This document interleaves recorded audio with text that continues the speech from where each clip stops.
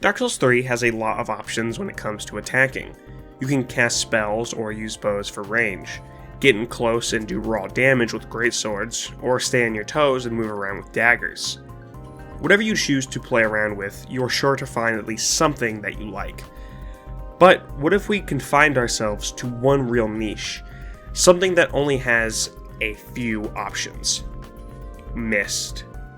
In total, there are 6 types of mist spells in Dark Souls 3. We have Poison Mist, Toxic Mist, Acid Surge, Snap Freeze, and Pestilent Mist, along with the Storyteller's Staff weapon art. All of these produce a mist in front of the player that either causes a status effect or just raw damage. So, I wanted to find out if we can beat Dark Souls 3 with mist only. When making my character, I chose the Sorcerer for the Young Dragon Crest ring, even though at the time of writing this, I don't know if it even boosts mist attacks. It doesn't. And for the basic Sorcerer staff. To make Gundyr possible, I go ahead and start off with Poison and Snap Freeze. I set my stats to use Snap Freeze because Gundyr is immune to both Poison and Toxic, so that's fun. I can't actually attune my spells until after Gundyr, so I had to fitz around with the Dark Souls cheat table to get a way to equip the 2 spells while my game was also freaking out and freezing. But after 15 minutes, I can fight Gundyr, and that's not terrible, but that's not good either. So, Snap Freeze does freeze buildup on Gundyr, and with Gundyr's pretty low frost resist, it freezes him pretty much instantly. However, there's a period of time where he can't be frostbitten again, and without fire damage, I'll have to wait for it to wear off before casting it again. The problem with this is that it's pretty hard to see if he's frostbitten. Whenever you're affected, it leaves a icy effect on your character, but on Gundyr, it's pretty small, and with the yellowish gray skies covering half the arena, it's practically invisible. Even against the gray walls of the arena, it can be hard to make out, especially with all the moving. This drastically makes the fight take incredibly long, and to add on with the problems, I'm not able to yet allocate my Estus flasks, so we only have a few finite amount of casts. If we cast it too early or he moves out of the way, that might cause an attempt to end. It wasn't so bad though. After getting the feel for both the spell and Dark Souls 3 again in general, I started feeling out the timing for when I could cast it again. In Gundyr's second phase, it gets even harder to see the icy effect with the large pus monster covering half of Gundyr's body, but the fight itself is even easier. Take a page out of Dark Souls 2's book and learn to strafe to the right. After a lengthy 7-minute fight, with just a couple casts left, Gundyr freezes to death, and we take our first boss down. In Firelink, we do the normal stuff, tree jump for the Estus Shard and Serpent Ring, we allocate our Estus Flask for more Ashen, and head off to the High Wall. In the High Wall, we actually don't need to spend a lot of time here, for 2 reasons. One, there's nothing to pick up besides the Estus Flask in the Barrel Room and a couple of embers by the Ring Knight, and head into the fight with Vordt. Now, since Vordt is a big guy covered in armor and frost, he's, immune to frostbite. However, thankfully, we don't have to worry about that because we have enough faith to use Poison Mist after Gundyr, so Vordt will be no problem. Shit. Okay, so we can't fight Vordt yet. We are literally unable to do any damage to him at the current moment. Luckily for us, there exists a Vordt skip that lets us skip to the Undead Settlement. However, I don't want to learn the skip. I just don't. So instead, I'll teleport to the High Wall, and you can imagine that I took the time to learn the skip. You have enough imagination in you, I believe in you. In the Undead Settlement, there's so much to do here that, oh wait, no, I'm getting confirmation that there's almost nothing to do here. So instead, we run down and grab the Estus Shard and then sprint to the 4th bonfire. From here, drop down and head through the Road of Sacrifices to get to the Farron Swamp. Now, there is actually a lot to do in this area, so the sooner we get it done, the faster we can continue the run. The first thing I go and do is getting all the needed items for my scavenger hunt. Pick up the Grass Crest Shield for stamina regen, head down to the lower swamp and hang to the left to pick up the golden scroll and pick up the undead bone shard. We go pay Orbeck a visit and bow down to him and go back to Firelink. Here we meet with him and give him the gold scroll. This lets us buy the next spell, Pestilent Mist. This is hands down one of the best spells in this game, so having access to it is going to be a huge help. Unfortunately, it comes with a mild intelligence cost, and being this early in the game means we don't have a lot of souls. However, we do need to do a bit of farming so we can kill 2 Osirises with 1 boulder. Back in the Road of Sacrifices, we can kill this Corvian for a chance for the Storyteller Staff. This staff has the best version of Poison Mist built into it as a weapon art. With it alone, it's enough to outright cheese the Crystal Sage while being a great support tool for bosses that can be poisoned. We take some time to sit on the sledge and poison and freeze this Corvian for about 20 to 30 minutes until we get the staff drop. With this staff, we can walk into the Crystal Sage fight, use the weapon art, and sit our ass right down in the corner. When the poison eventually does run out, all we need to do is go recast it and run back into the corner. And just like that, the Crystal Sage goes down, giving us even more souls to get our intelligence up to 29. 1 level away from being able to use Pestilent Mist. We might as well head through the cathedral. Once outside the chapel, we can pick up the next Estus shard, and in the graveyard, we can grab the undead bone shard as well. The inside isn't exciting, mostly running around. Kirk shows off his 200 IQ, and with his death, we have enough souls to get 30 intelligence. With Pestilent Mist, we can head back and deal with Vordt, which, yeah, it's really good. Really damn good. We head back to the cathedral to take on the deacons, and with them being in clumps, the mist works super well here. We can cast Pestilent Mist on top of them and then use Poison and Snap Freeze to do additional damage. When the main deacon actually spawns, we can just cast Pestilent Mist right on top of him, obliterating his health bar. The only thing left to do is tackle the Abyss Watchers, so heading back down to the swamp, we pick up the other Estus shard and put out the fires around the swamp. This fight is rough. Really rough. The Abyss Watchers are extremely quick, and they don't like to stay inside the Pestilent Mist cloud. On top of it, they are immune to poison and toxic, so I can't use my overpowered poison. Snap Freeze works well too, but the problem is the same with Gundyr, and we have to wait for it to wear off before casting it again. Pestilent Mist also just takes forever to cast, letting them close the distance between me and them. This isn't some roadblock that we need to throw ourselves at until we pass. We actually have a way to negate the slow casting speed. Dark Soul spellcasting is tied to your dexterity stat, and there are a few items that increase your virtual dexterity, which basically means it increases your casting speed, but not giving you any points in dex. This works wonders for us, as it reduces the speed it takes by a significant amount. The first item we can pick up is under the Crystal Sage's arena, and it's the Sage Ring, which gives us 30 virtual dexterity. Outside the chapel in the river below, we can pick up the Saint Tree Bellvine, which boosts our virtual dexterity by 99. However, it camps out at 50, basically only giving me 20 more dexterity. Having this on my offhand doesn't let me use the Grass Crest Shield sadly, so we're sacrificing some stamina regen. However, we can pick up the Clanthony Ring, which actually has a better stamina regen for us. Lastly, while we're already here, we can pick up the Undead Bone Shard we missed and fight Tree Balls. Funnily enough, Pestilent Mist actually damages Tree Balls without popping the pus on him. This kills him without going into phase 2, which is a pretty funny interaction. With these new upgrades, we now have a significant boost against the boss. We still die, a lot, but with the extra Estus and shortened casting speed, we have a bit more survivability.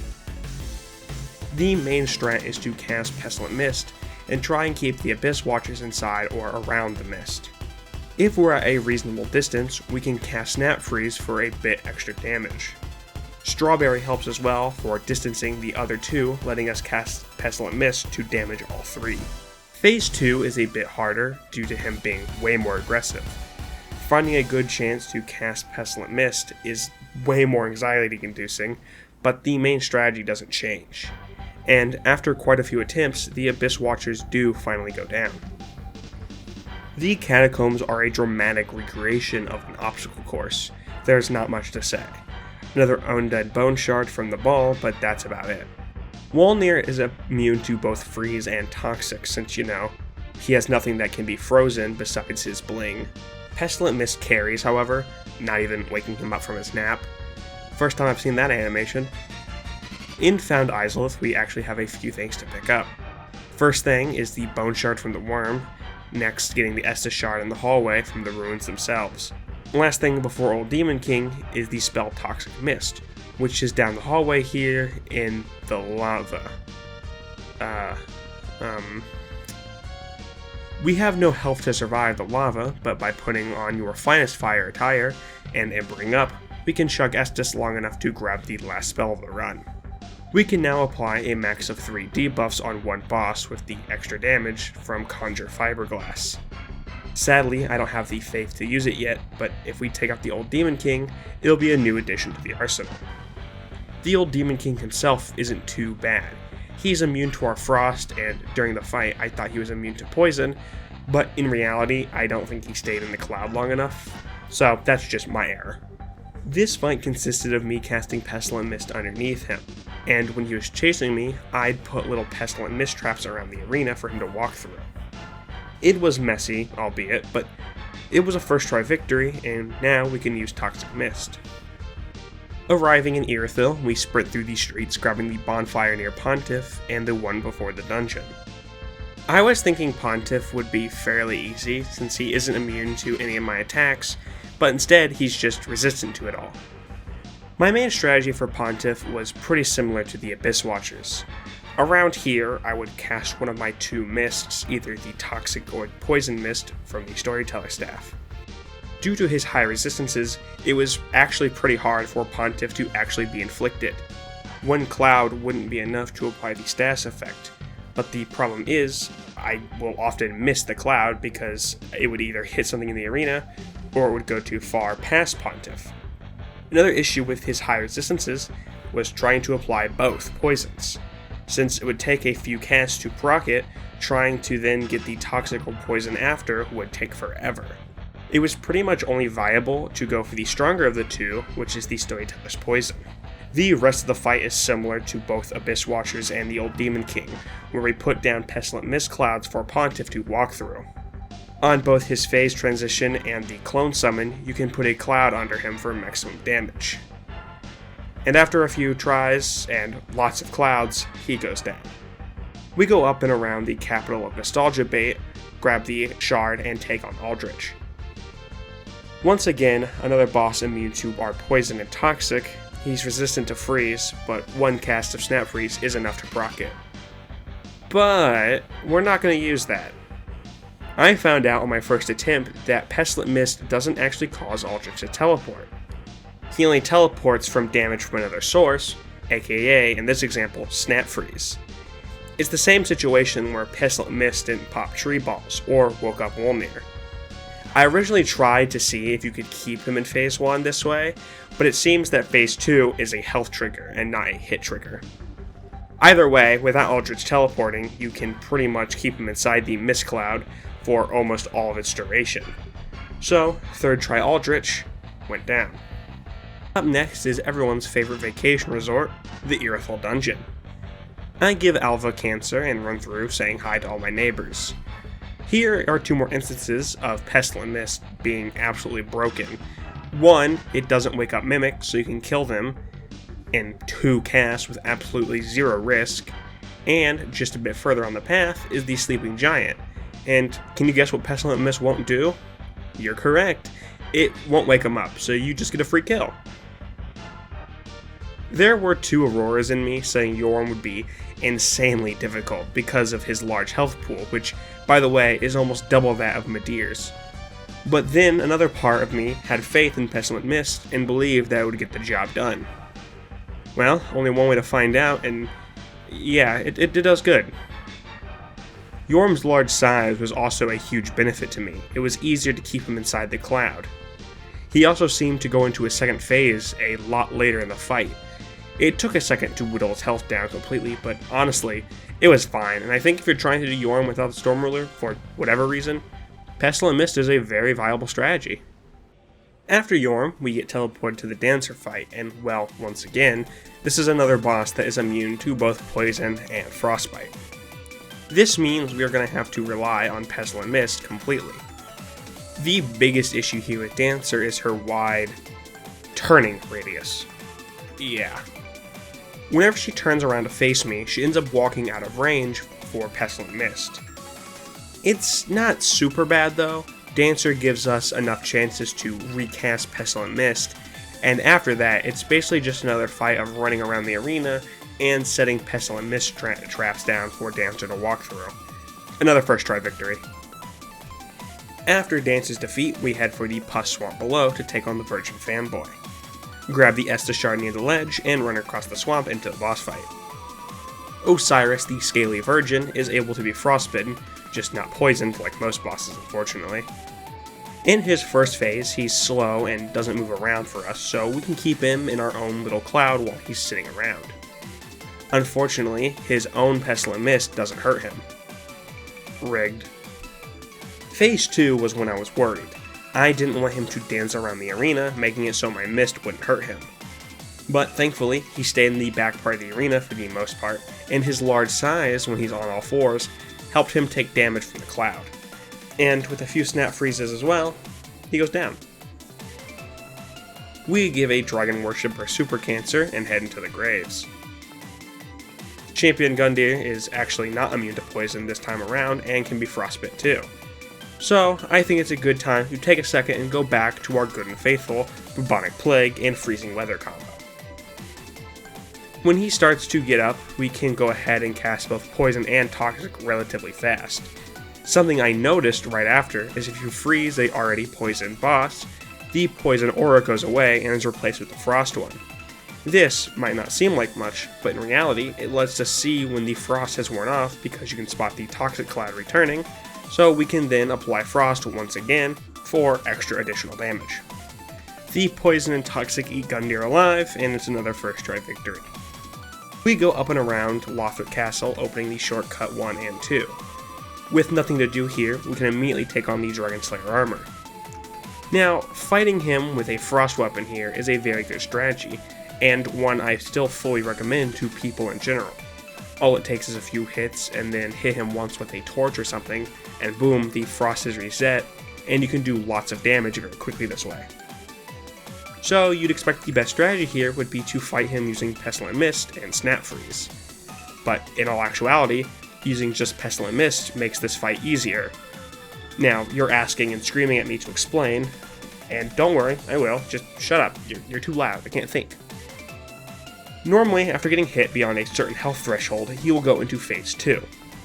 However, like some bosses and enemies previously mentioned, since Pestilent Mist doesn't actually hit them, some of them don't have triggers to, for example, wake up, and in this instance, go into a second phase. This disables the butterflies in the fight, letting us play Ring Around the Fountain as he walks through the cloud of Pestilent Mist for an easy victory. The archives are as boring as ever, and the walk to the princess was fast.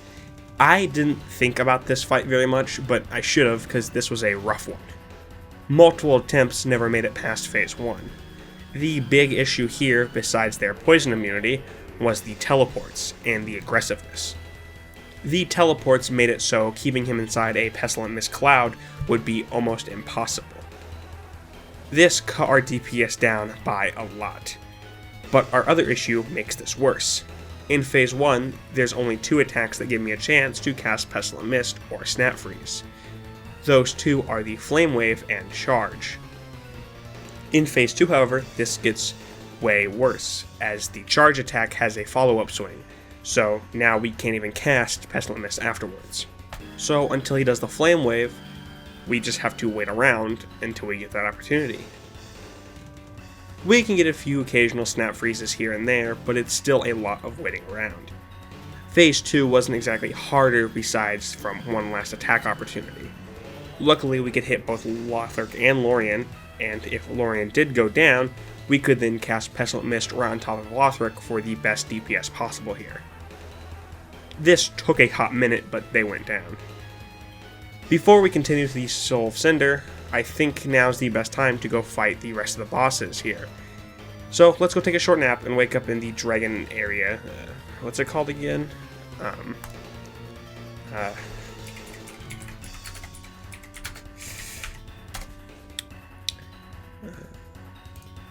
Oh, Archdragon Peak. Got it. The Ancient Wyvern was a real fun one. He's not immune to anything, so we are able to give him Super Cancer and then cast Pestilent Mist, which just chunks away at his health bar. I think this genuinely might be faster than trying to do that shitty run. It was far easier, at least. A+. We run through Archdragon mid and reach the Nameless King. Now, he was hard for a couple of reasons. Not any in-game reasons, but my game was freezing so bad, like for more than 30 seconds at a time, making it painstakingly slow, but I also wasn't sober when I fought him, so yeah, I wasn't playing my best. Anywho, the King of the Storm was like the Ancient Wyvern, just more annoying. Nameless himself was similar to Lothric. He was immune to poison, so Pestilent Mist and Snap Freeze was our only choice. And while he couldn't really teleport, he could dash way out of the way, making it so once again, our DPS was cut short. Editor Aurora here. OBS totally fucked up, and it wasn't my fault at all, but I recorded it like zoomed in, so yeah, sorry, blame OBS for not getting my super sick kill, anywho, I don't really know a lot of strats for this fight, because, you know, wasn't sober, so, yeah, just cast it when you can, and then he'll die, probably. I'm great at my job. The most ass DLC in all of DLCs is first up today. Not a lot to talk about here. I run around working on getting the bosses set up. Wilhelm posed to be a unique little fight. He has access to Vow of Silence, so we only have a short window to cast spells. However, Vow of Silence doesn't block our poison mist from the staff, so even while cock-blocked, we can still spray him down with a poison and have him run away. Grab the key and use it on the lever? Pull the door open and lower the ladder. Down the branches and to the right is the first boss, the Gravetender and the Great Wolf. First try at this fight was rocky. I was swarmed by wolves and Gravetender was up my ass. And when the Great Wolf showed up, the fight got so hectic I couldn't find a moment to cast my spells. It just went bad. However, on my second try, I got a little groove going. The priority list was like this: Wolves, Gravetender, and Gravetender's Great Wolf. The best way to deal with the wolves was to cast Pestilent Mist next to one of the pillars and circle around it, damaging the wolves while they ran through it, getting some damage on the Gravetender as well. The next step was poisoning the Gravetender, and then, after he's about half health, poison the Great Wolf. With the debuffs applied, it was pretty much now just dodge the wolf until eventually she goes down. Climbing back from the frozen depths, we head down to Father Ariandel and meet face to face. This fight was going to suck. Frida, while not immune to poison, seemingly had some high resistances to it. It's very hard to keep her in a cloud and keep her there long enough for it to proc. Now, you're asking why not just use Pestilent Mist since she moves fairly slow, and you're not wrong. Why wasn't I doing that? Well, let me go grab the rest of the Estus Shards I've neglected to grab and try again. So, here in Phase 1, we need to mainly just use Pestilent Mist. We can cast our poison whenever she goes invisible and jumps around, but it may take a few casts to actually poison her. Phase 2 is by far the easiest phase. Father is extremely susceptible to all debuffs, so one cast of each will apply massive amounts of damage over time, eating his health bar. Phase 3, while being the hardest for most people, was actually pretty easy, due to one small thing. When Frida is reviving, you can cast both Poison and Toxic Mist for guaranteed poison as well as Pestilent Mist for a small bit of damage early on. This is a huge help in the fight. On top of that, we can make use of the backstab opportunities to spawn Pestilent Mist on top of her. And with that little bit of luck, she can sit inside for just a little longer and her health will wither away, completing the first DLC. The Demon Prince scared me going in. Before I decided to fight them, I checked their resistances and saw that they were immune to both poison and toxic, as well as frostbite. This left me with just Pestilent Mist to deal with 2 of them. Now, this wasn't as bad as I was thinking. We could easily overlap the demons into one fiberglass pile. Now, we killed the first one in pain to get the better phase 2, and then drag around the other demon. In phase 2, we just have to keep close and roll to his side and hug him while continuing to cast Pestilent Mist whenever we get the chance. The laser is a huge damage window while he just sits there and soaks up the damage. After a fairly long fight, he goes down and we enter into the city. This part of the DLC went by really quickly. We run around grabbing the bonfires throughout the city. Gundyr poses no threat, just summon Pestilent Mist below him and hide behind the rock, baiting out the different flame attacks. Before Half-Light, we pick up the Chlorantany Ring +3 for boosted stamina regen, and face off with the Cult. Behold! The end of the world! Shit, wrong Cult. Sorry. This fight is laughably easy, just poison and toxic, and prep for a 5k while the poison does its job. Thanks, poison. Gundyr is almost the exact clone of the demons in terms of strategy. Just cast Pestilent Mist underneath him whenever you can, and he'll slowly melt. Pestilent Mist is actually one of the best strats for Gundyr in New Game Plus anyway, so here on base New Game, it works wonders. With all the DLC done besides Gale, it's time to head into the end of the world. The penultimate boss of this run, and well, he's weak to both poison and toxic. Who would have guessed that the human would be weak to cancer? This fight isn't even hard. It's literally one of the best ways to kill Gale. It's laughably easy. You don't even need to use Pestilent Mist if you don't want to. Well, that's the DLC done. Let's talk about Soul of Cinder, the final boss in this run. And, well, he was hard. He's very fast, he moves around a lot, and with his moveset constantly switching up, it's hard to get a consistent rhythm down in terms of where to put Pestilent Mist. He's both immune to poison and toxic as well as Snap Freeze, so it makes it really hard to keep him in that Pestilent Mist cloud and just let him, rot.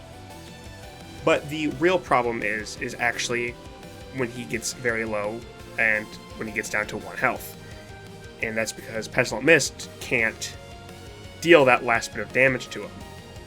His health will be completely gone, but he won't go into phase 2. The reason for this being is similar to what wakes up Wolnir and the Mimics and triggers phase transitions most of the time. It's hit triggers, when you're actually hitting the boss, making contact. And while it is damaging Soul of Cinder, it's not actually hitting him. It's just taking away his health. That's a very basic way to look at it. So, therefore, Soul of Cinder cannot go into his second phase. And that means we can't kill him.